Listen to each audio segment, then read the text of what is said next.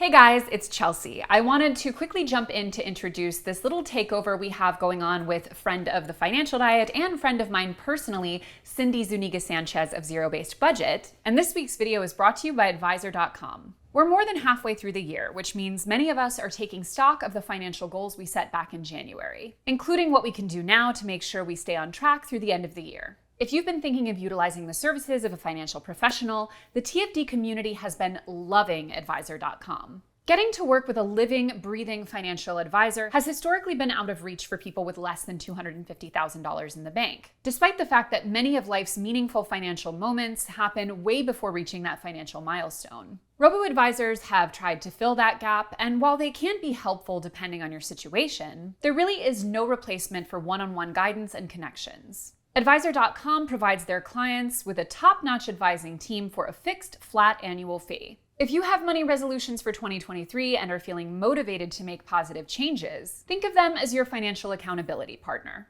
Their team of advisors work for you, not commissions, and will help you to achieve your smart financial goals through planning, investing, tax strategizing, and more. Schedule a free consultation call with advisor.com today at advisor.com and start getting on track to reach your goals for 2023 and beyond.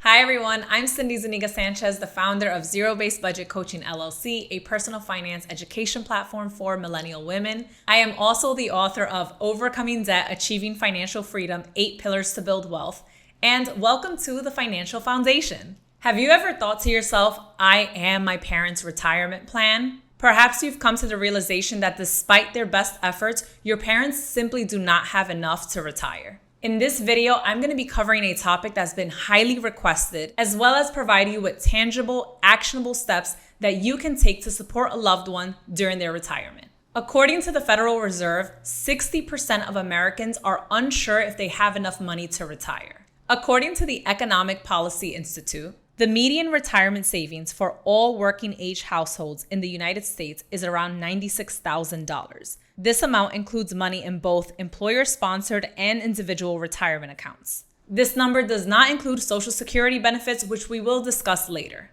The median household retirement savings for those ages 65 to 74 is $164,000. But these figures don't tell the complete picture. More than half of Black and Latino households have no retirement savings at all.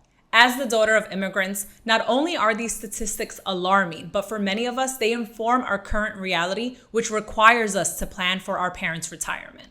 I have shared with my community that part of the reason why I was so eager to pay off my over $200,000 of debt was because I wanted to provide financial support to my parents during their retirement years.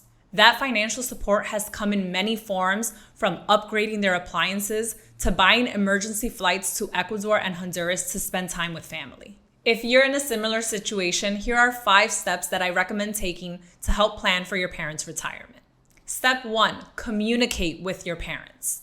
It's tempting to dive into problem-solving mode. Trust me, as a daughter of immigrants, I get it. But to effectively support our parents throughout their retirement, you need to talk to them first. Talking to your parents about their retirement will help establish expectations and boundaries from the start. Here are some questions that I recommend you ask your parents. What do they envision for their retirement? What type of support will they need? Complete or partial support? Do they want your support?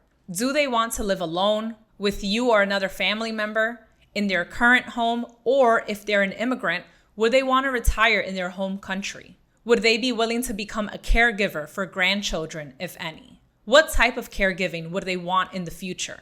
Something to note, certain states provide financial support for family caregivers. Look into your state's program, if any, for eligibility requirements. Because these conversations can be very sensitive to have with our parents, they require that we approach it from a place of love and understanding. Listening to your parents' concerns and desires will not only tell you what type of support they'll need, but it will also help you create a plan that they're actually on board with. Step 2, communicate with siblings and significant others. In addition to your parents, you should also be having this conversation with your siblings and partner or spouse if applicable. If you have siblings, discuss what type of support they will be able to provide your parents. Support comes in many different forms, such as time and money. And support does not have to be perfectly equal. For example, One sibling may have additional space in their home or an in-law suite. Another sibling may be able to provide financially, and another sibling may be able to devote the time to aging parents. If you have a partner or spouse, you must clearly communicate any expectations that you may have for providing support to your parents during their retirement years. This is especially important if there are different cultural expectations. For example, if you and your spouse are from different cultural backgrounds or even had different upbringings, your definition of what support means may differ from theirs. So, have these conversations as early as possible. Step 3, understand your parents' financial situation.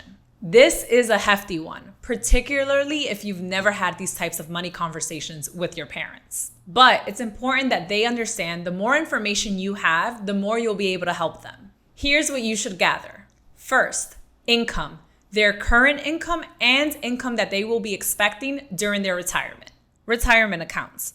Ask your parents if they have or have ever had any retirement accounts, such as a 401k with an employer, an IRA, or an old pension. You may need to help them locate this information. An IRA. If your parents are still working and have time before they retire, they may be able to contribute to an individual retirement account. The current annual contribution limit is $6,500, but those 50 or older can contribute an additional $1,000 or $7,500 total per year. Pensions. Pensions were much more common during our parents' generation, so ask them if they expect any pension benefits. Social Security. If your parents qualify for Social Security benefits, you can use the online benefits calculator, which provides retirement benefit estimates based on your parents' earnings. The calculator is a great tool for your parents to see how much they'll receive when they apply for Social Security between ages 62 and 70. And savings. Ask your parents about any savings accounts here or abroad. And ask them if they have any cash stored in their home, like under the mattress or in an old box. Second, expenses. Work with your parents to list their current expenses and those that they expect to have during retirement. For example, housing such as their mortgage or rent, utilities, transportation, groceries, healthcare costs. Third, debt. Do your parents have any debts they are paying off, such as credit cards or a mortgage, or debts that they've defaulted on? Here's a quick tip. Run their credit report with them. This way you can ensure that you are capturing any debts that are under their name. A few years ago, I did this with my mom. I ran her credit report with her to ensure that there were no unknown debts under her name and that all of her information in the credit report was accurate.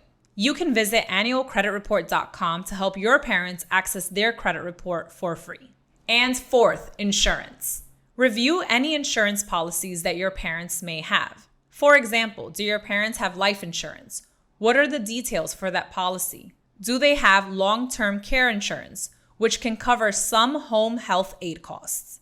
If you're unsure, contact your parents' insurance companies for coverage and benefit details. Step 4, create a support plan and incorporate that plan into your own personal budget. How we support our parents is going to depend on their needs and our personal circumstances and ability. If your parents will require partial or supplemental support, such as with a few bills, include a family or parents line item in your current budget and make monthly contributions to a savings account.